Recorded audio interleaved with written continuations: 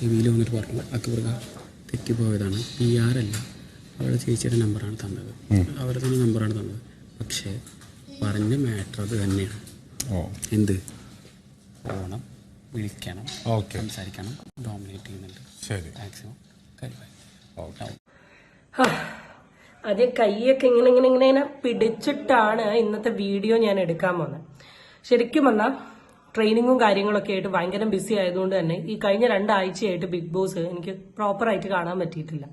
അപ്പോഴാണ് ഒരു ടിഷ്യൂ വിഷയം ഇങ്ങനെ വൈറലായിക്കൊണ്ടിരിക്കുന്നത്. അപ്പൊ അതിങ്ങനെ റാൻഡംലി ചെക്ക് ചെയ്യുന്ന സമയത്ത് കുറച്ച് യൂട്യൂബേഴ്സിലും സമർ മീഡിയയിലൊക്കെ വന്ന വീഡിയോ കണ്ടു. അപ്പൊ ഞാൻ അതിന്റെ ബാക്കോട്ട് ഇങ്ങനെ തിരിഞ്ഞു പോയി 2-3 എപ്പിസോഡ് കണ്ട സമയത്തും ലൈവ് കണ്ട സമയത്തും മനസ്സിലായ ഈ വൃത്തികെട്ടവൾമാരെ സത്യസന്ധമായി പറയാം, ആദില, നൂറ, ഈറ്റിങ്ങുള്ള 2 എണ്ണത്തിനെ പോലെയുള്ള ഒരു വിഷത്തെ ഞാൻ ഈ അടുത്തൊന്നും എന്റെ ജീവിതത്തിൽ ഞാൻ കണ്ടിട്ടില്ല. പട്ട ഗേൾസ് അല്ല അവര്, ശരിക്കും ഈ ഗേൾസ് എന്ന് വിളിക്കേണ്ട ഒരു അവസ്ഥയാണ്. എന്തുവാ എന്തൊക്കെയാ നിങ്ങൾ ഈ ബിഗ് ബോസിൽ കാണിച്ചു കൊടുക്കുന്നത്? എനിക്ക് മനസ്സിലാകാത്ത കാര്യം, ഈ ബിഗ് ബോസിൽ ജയിച്ചാൽ കിട്ടുന്ന പൈസയ്ക്ക് വേണ്ടിയിട്ടാണോ നിങ്ങൾ ഇത്രയും വേർത്ത്ലെസ് ആയ അല്ലെ ക്വാളിറ്റി ഇല്ലാത്ത തനി ലോക്കൽ ചീപ്പ് ഡേർട്ടി ഗെയിം കളിക്കുന്നേ? കുറച്ചൊക്കെ ഒരു കമ്മിറ്റ്മെന്റ് വേണ്ടിയിടോ. ഗെയിമാണ്, ഗെയിം സ്പിരിറ്റ് ഉണ്ടാവണം, ജയിക്കണം എന്നുള്ളൊരു ആഗ്രഹം ഉണ്ടാവണം. ഓക്കെ ഫൈൻ, ഞാൻ സമ്മതിക്കുന്നു. പക്ഷെ എന്ന് കരുതി ഒരു ബേസിക് ഹ്യൂമൻ വാല്യൂ പോലും ഇല്ലാത്ത ഒരു 2-3 എണ്ണം അവിടെ കിടക്കട്ടെ. എന്തായാലും അതിൽ ഒരുത്തി പുറത്തിറങ്ങിയിട്ടുണ്ട്. രണ്ടാമത്തൊക്കെ എന്തായാലും കപ്പ് കിട്ടാൻ പോകുന്നില്ല. കാരണം ഈ 2 ദിവസം കൊണ്ട് നിങ്ങൾ വെറുക്കേണ്ടവർ മാക്സിമം വെറുത്തിട്ടുണ്ട്. ഒരു ലെസ്ബിയൻ കപ്പിൾ എന്ന നിലയിൽ, അല്ലെ LGBTQ കമ്മ്യൂണിറ്റിയിൽ നിന്ന് വന്ന ആളെന്ന നിലയിൽ, അല്ലെ എന്റെ ജൂനിയർ കുട്ടിയായ നൂറ എന്ന നിലയിൽ കുറച്ച് റെസ്പെക്റ്റും കുറച്ചൊരു അറ്റാച്ച്മെന്റും കുറച്ചൊരു കൺസേണും ഉണ്ടായിരുന്നു. എന്റെ വീഡിയോ കണ്ടിട്ടുള്ള ആൾക്കാർക്കറിയാം. അത് ഫുള്ള് ഇന്ന് ഈ ദിവസം കീറി അങ്ങ് കളയാണ്. നമുക്ക് ആദ്യം ഈ വിഷയത്തിലോട്ട് അങ്ങ് കടക്കാം. ചേട്ടൻ എന്നെ വിശ്വാസമാണോ? നാളെ അത് പിടിക്കുകയാണെങ്കിൽ, ഞാൻ കൊടുത്ത നമ്പർ എവിടത്തേക്കും കിട്ടുകയാണെങ്കിൽ ഞാൻ ചേട്ടൻ തുറപ്പ് പറയാണ്, എന്റെ നമ്പറല്ല, എന്റെ നമ്പർ, അവൻ ഈ PR നമ്പറല്ല ഞാൻ എഴുതി കൊടുത്തത്, എന്റെ നമ്പർ. ഞാൻ പറഞ്ഞു എന്റെ ചേച്ചിയാണ് ഫോൺ എടുക്കുന്നതും പിന്നെ അവളോട് സംസാരിച്ചാൽ മതി എന്നൊക്കെ ഞാൻ പറഞ്ഞു കൊടുത്തു. എല്ലാം അറിയാം എന്റെ കാര്യങ്ങള്. കൂടെ ഇത്രയും നാൾ നിന്ന് സപ്പോർട്ട് ചെയ്തതില്ലേ? ഇവിടെ നിന്ന് ഇറങ്ങിക്കഴിഞ്ഞാൽ എന്ത് ബിസിനസ് തുടങ്ങുന്നു?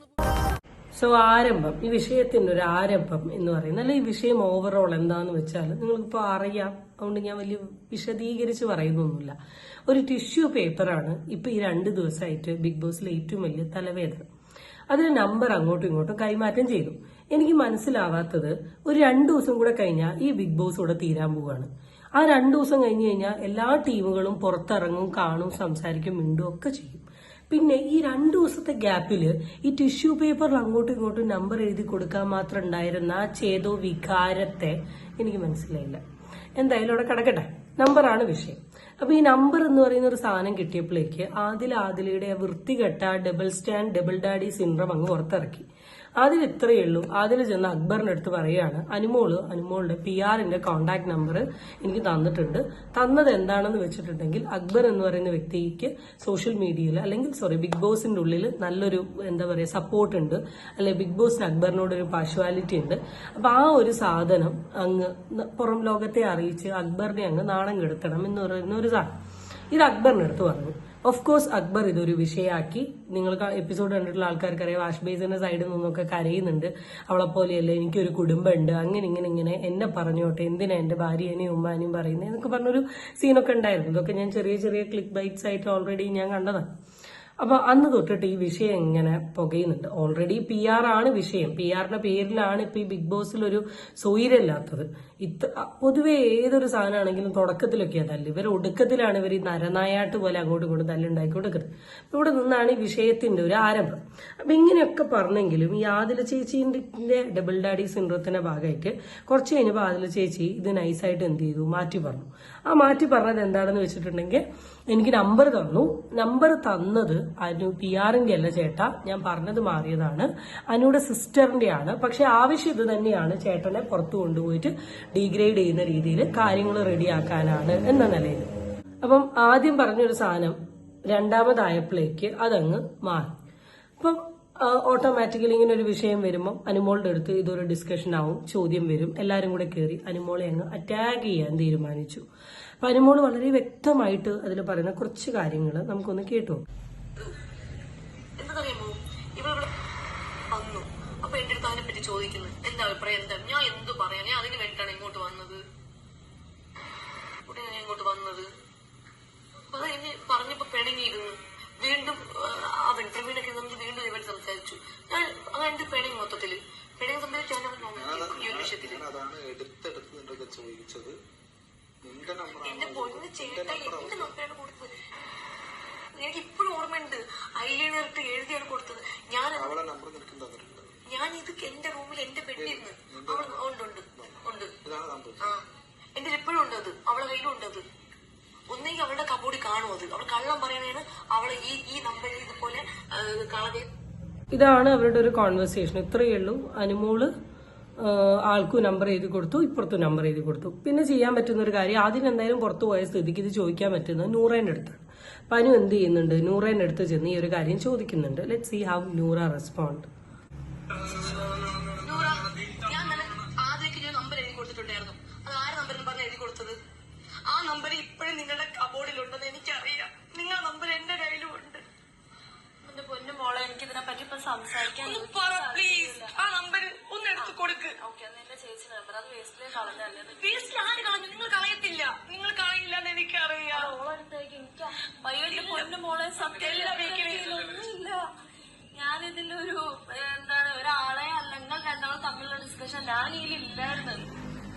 അപ്പം നൂറേന്റെ അടുത്ത് നിന്ന് ചോദിക്കുകയാണ്. കാരണം അതിൽ ഇറങ്ങിയിട്ട് പോയി ഇപ്പൊ അധികം സമയമൊന്നും ആയിട്ടില്ലല്ലോ. പെട്ടിയൊക്കെ പാക്ക് ചെയ്ത് അവിടെ എത്താനുള്ള ഒരു സമയം ആയിട്ടില്ല. അപ്പൊ നല്ല രീതിയിൽ ചെന്ന് ചോദിക്കുന്നുണ്ട്, ആ നമ്പർ ഒന്ന് കാണിക്കുക, എന്നാ വിഷയം തീരുമല്ലോ. കാരണം എന്റെ സിസ്റ്ററുടെ നമ്പറാന്ന് പറഞ്ഞാൽ വിഷയം തീരുമല്ലോ. അപ്പോഴേക്ക് നൂറ ചേച്ചി അങ്ങ് കൈ മലർത്തി. ഓക്കെ, കൈ മലർത്തിക്കോട്ടെ, കുഴപ്പമില്ല. കൈ മലർത്തിയതിന് ശേഷം നൂറ ചേച്ചി ചെയ്ത ഒരു സാധനം ഞാനത് ഇപ്പൊ കാണിച്ചു തരാവേ.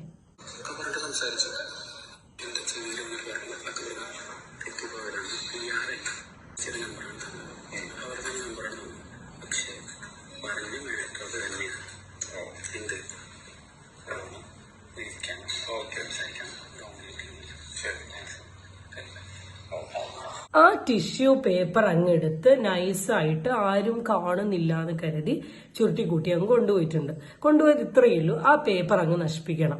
കാരണം ആ പേപ്പർ അവിടെ വെക്കുകയാണെങ്കിൽ ഓട്ടോമാറ്റിക്കലി ആദില പറഞ്ഞത് നുണയാണെന്നും നൂറയും ആദിലയും കാണിച്ചിട്ടുള്ളത് വളരെ ഫേക്ക് ആയിട്ടുള്ള ഒരു ഗെയിമാണെന്നും തെളിയും. അപ്പൊ അത് തെളിഞ്ഞിട്ടുണ്ടെങ്കിൽ പിന്നെ ബിഗ് ബോസ് ഹൗസിൽ നിൽക്കാൻ പറ്റില്ലല്ലോ. അപ്പൊ അതിന്റെ ഭാഗമായിട്ടാണ് കൊണ്ടുപോയി കളഞ്ഞത്. ആദ്യം തന്നെ എന്റെ പൊന്നു നൂറ, എനിക്ക് 2-3 കാര്യങ്ങൾ ചോദിക്കാണ്ട്.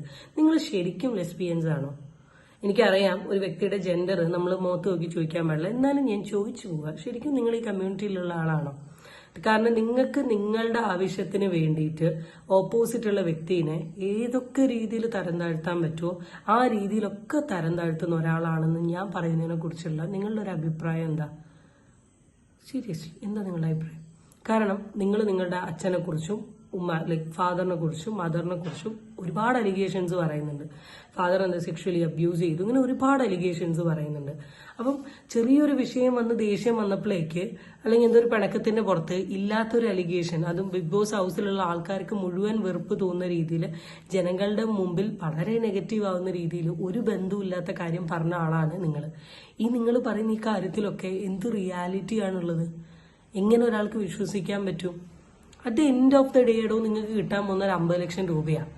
മറ്റൊരാളുടെ കൈ അല്ലെങ്കിൽ മറ്റൊരാളെ വേദനിപ്പിച്ചുകൊണ്ട് നിൽക്കുന്ന 50 ലക്ഷം കൊണ്ട് നിങ്ങൾക്ക് എന്ത് തിന്ന് ജീവിക്കാൻ പറ്റും?